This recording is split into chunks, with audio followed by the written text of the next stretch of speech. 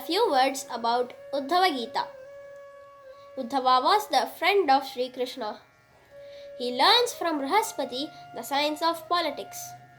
Uddhava always is with Krishna, wears Krishna's used clothes, and travels with Krishna. Krishna sends Uddhava to Gokul to meet gopis and make him understand that true love is devotion. Uddhava, with his knowledge, foresees the destruction of Yadukula and Dwaraka. When he asks about this to Krishna, Krishna says that he withdraw his Yaduvansha and Dwaraka after he leave to Vaikunta to teach people that nothing is immortal. All the things in the universe has its own end. Uddhava had some doubts to ask to Krishna. He asks, "Who is a good friend?" Krishna says, "A true friend comes to help his friend even when not called." So Uddhava asks, "Why don't you come for the help of Pandavas, stop the gambling, Draupadi Vastraharanam, and all the disasters Pandavas experienced?"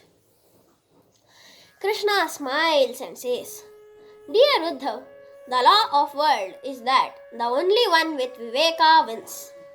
Duryodhana had that Viveka. He made Shakuni to play instead of him. Dharma could have chosen me to play.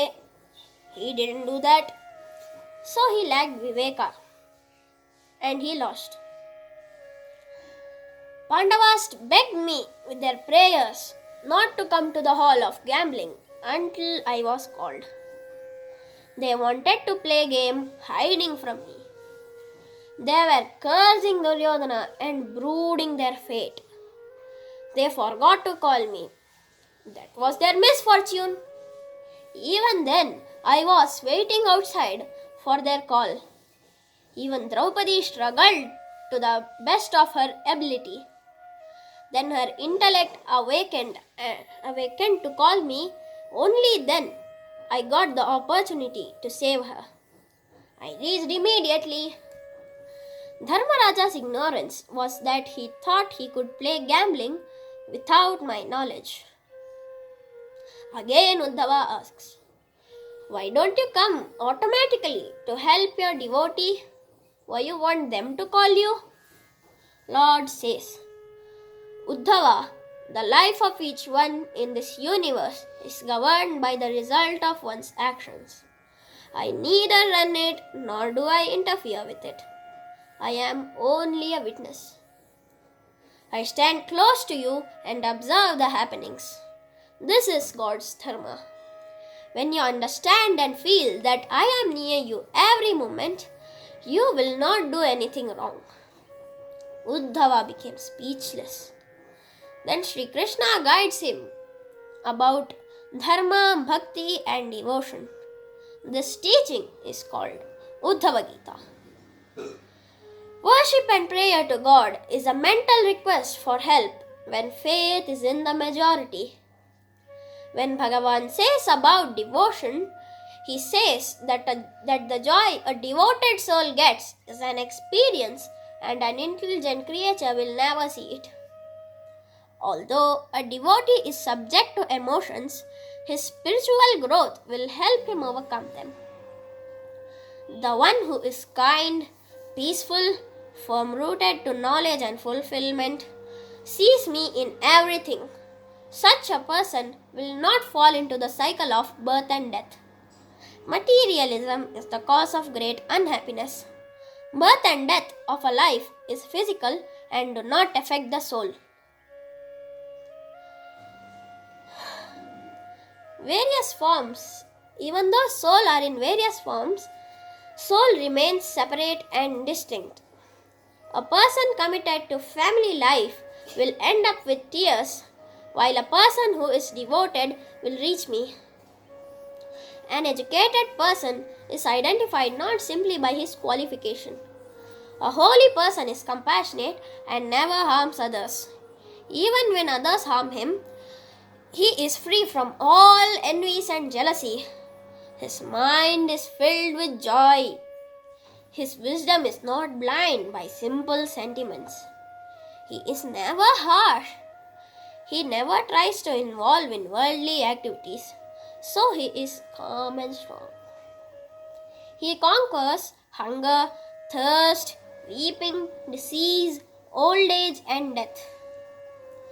Tolerance means enduring unhappiness with patience. To be truthful is to speak truth pleasantly. Bhagavan always walks with his devotee, and when the devotee gets into trouble, Bhagavan takes him on his shoulders and cares him. After hearing all these words, Uddhava cries and fell to the feet of Sri Krishna. Bhagavan gives him his padukas and tells him to reach Bhadri ashram. Uddhava Gita has 24 chapters and more than 1000 shlokas. Uddhava Gita contains Dattatreya Gita, Ahila Gita, etc.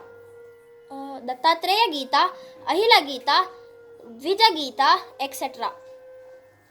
So it is considered to be the Ujjwala Gita among all.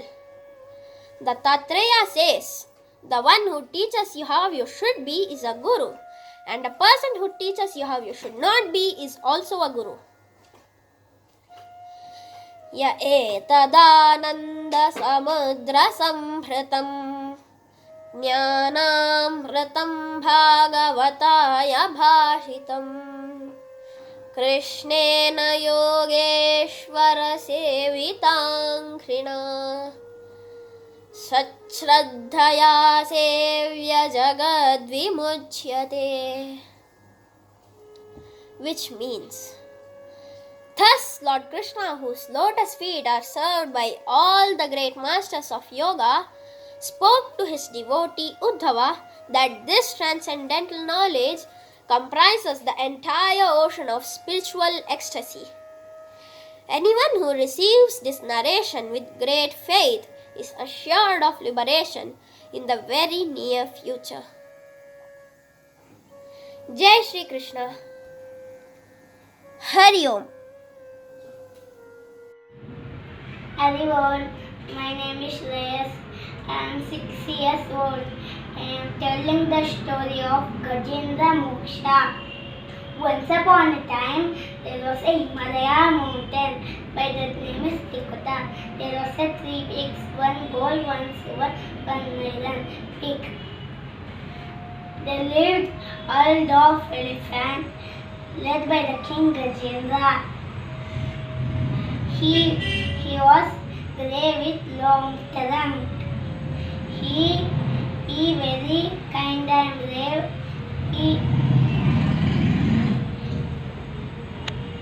The great devotee of Lord Vishnu, offering the lotus flower to Lord Vishnu. Gajendra went to playing it with water. Crocodile come and eat Gajendra's leg. Gajendra so many years fight. Gajendra really not open. Crocodile mouth is not open. Started Gajendra all his power. Gajendra started praying Lord Vishnu. Lord Vishnu here and come Garuda Vahana. He lift Sudarshana Chakra to crocodile mouth. Gajendra leg is free. Gajendra leg is free. Gajendra happy. Thank you.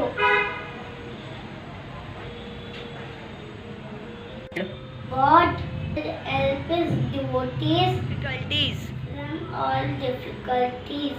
Thank you. Hello, my name is Aditi. Today I am reciting a story named King Amrish at Sage Durvasa. King Amrish was a king in Satya Yuga. He was a great devotee of Lord Vishnu. Lord Vishnu was very happy and gave him the Sudarshan Chakra. King Amrish was also performing a fasting ceremony on 11th of every month, and he broke the fast next day. Lord Indra, the god of heavens, grew worried.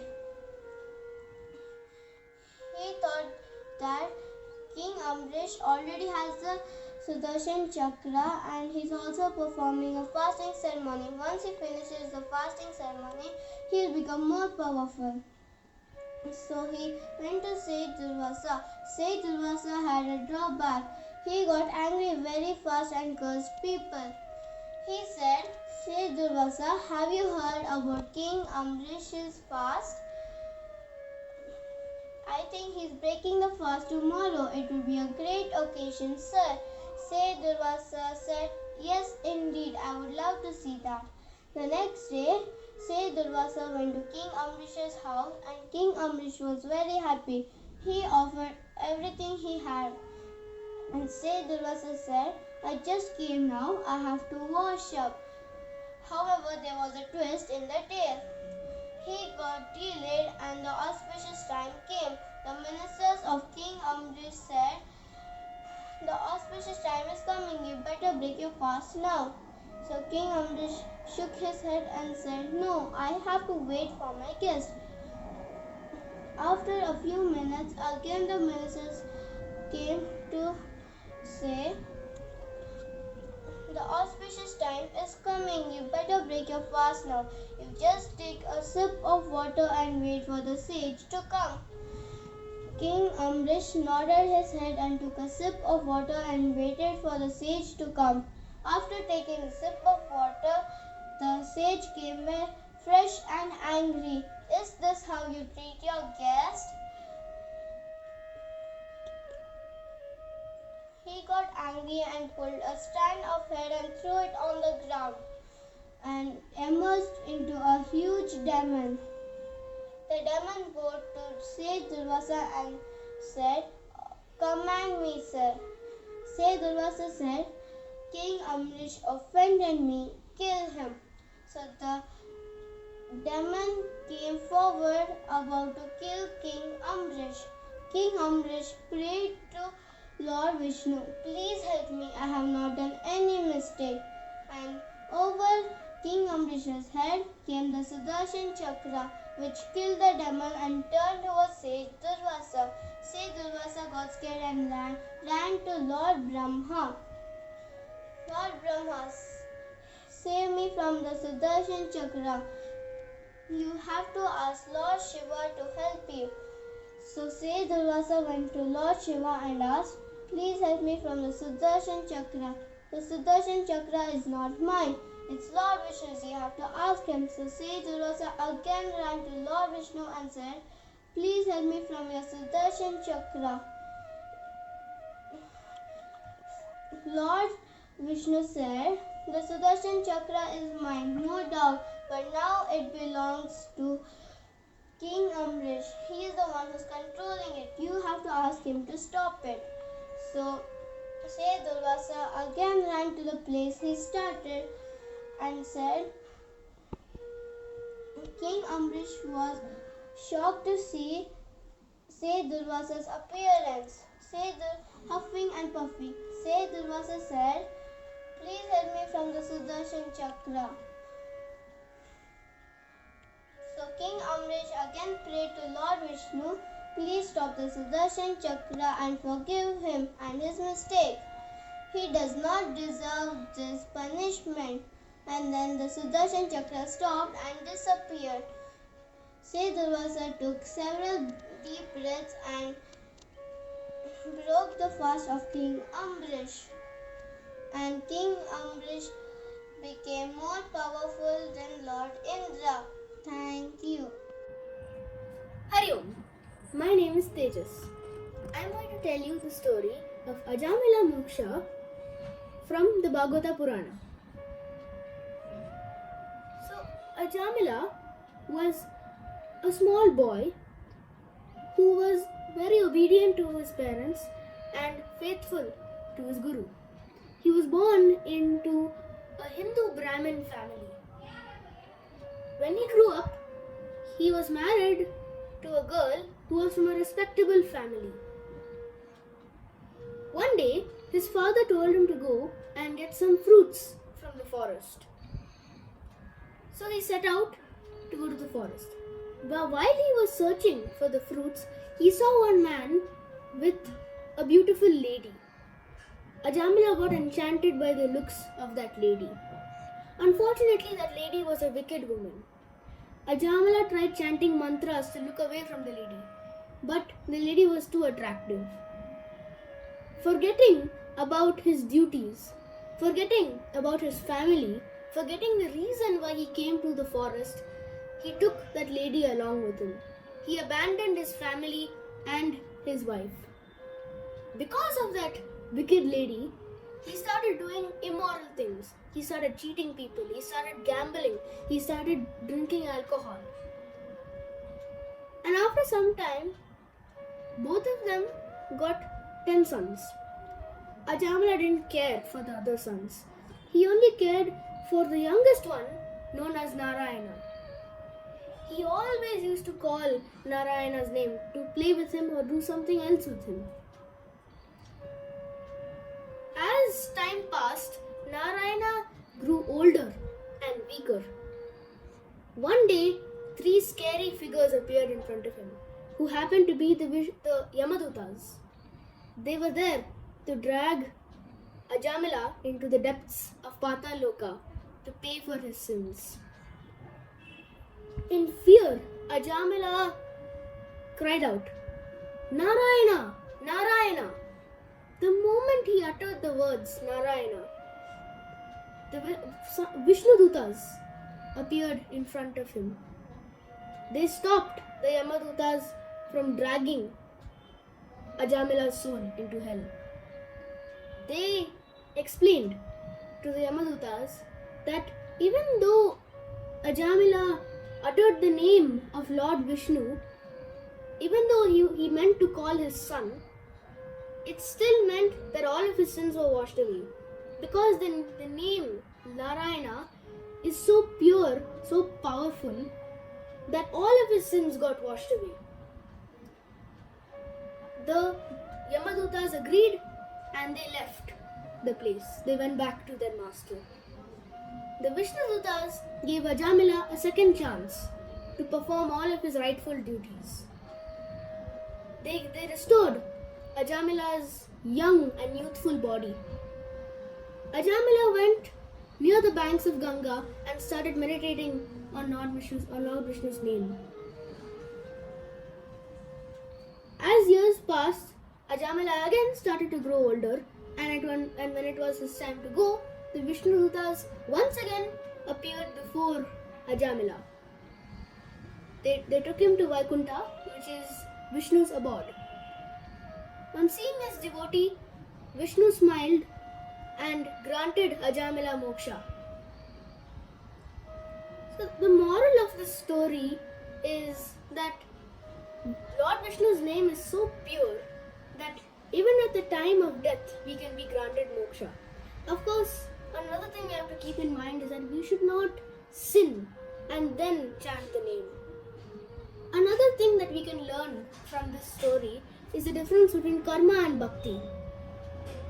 Karma is if you do a bad thing, you get that back and you get trapped in the circle of life and death. Bhakti is being a devoutful person to all of the gods that are there, and also being a righteous person, not following the path of adharma.